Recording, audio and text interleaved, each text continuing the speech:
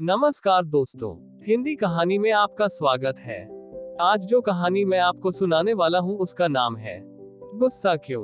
एक साधु महाराज जी अपने यहाँ पर बच्चों को शिक्षा दे रहे थे।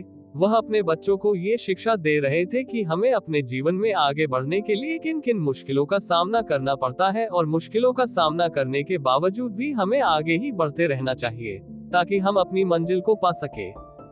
तभी उस आश्रम के पास एक महिला और एक पुरुष लड़ते हुए आए।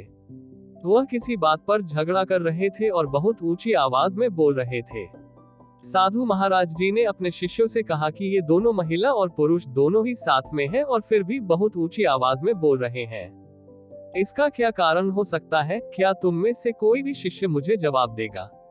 एक शिष्य ने कहा कि साधु महाराज जी यह इसलिए झगड़ा कर रहे हैं और बहुत ऊंची आवाज में बोल रहे हैं क्योंकि यह अपना गुस्सा बाहर निकालना चाहते हैं। इसी तरह बहुत से शिष्यों ने साधु बैकवोट महाराज जी को अनेक प्रकार के जवाब दिए, पर साधु महाराज जी किसी भी बात से संतुष्ट नहीं हुए और उन्होंने कहा कि ऐसा नहीं है कि हम गुस्सा बाहर निकालना चाहते हैं। अगर हम एक दूसरे के सामने होते हुए भी बहुत ऊंचे स्वर में बात करते हैं तो इससे हम दोनों के बीच की दूरियां बढ़ती है, क्योंकि जैसी हम ऊंचे स्वर में बोलते जाते हैं तो दूसरा इंसान पीछे हटता चला जाता है और इससे हमारे आपसी संबंधों में भी दूरियां बनी रहती है, जिसके कारण बहुत से मनमुटाव हो जाते हैं और जीवन शैलियों को चलाने की कठिनाइयों के साथ और भी मुश्किलें बढ़ती जाती है।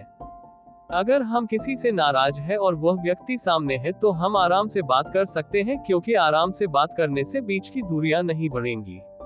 अगर हम बहुत तेज बोलेंगे तो इससे हमें मानसिक परेशानियां भी होंगी और हमारे बीच के संबंध भी खराब हो जाते हैं। इसलिए अगर नाराजगी भी हो तो आराम से ही बोलना चाहिए। आराम से बोलने से शायद समस्या का भी समाधान हो जाए। इस बात का उत्तर सुन शिष्यों के मन में विचार आने लगे और वह समझ गए कि हमें अपने जीवन में कभी भी गुस्सा नहीं करना चाहिए। अगर हम जीवन में गुस्से को अपनाते हैं तो हम कुछ भी नहीं कर सकते हैं। गुस्सा हमारे जीवन में अहम फैसले लेने में परेशानी पैदा करता है। वह हमें कभी भी सही राह नहीं दिखाता, इसलिए इसे दूर ही रखना चाहिए। कृपया यदि आपने इस कहानी का आनंद लिया हो तो लाइक, कमेंट और सब्सक्राइब जरूर करें।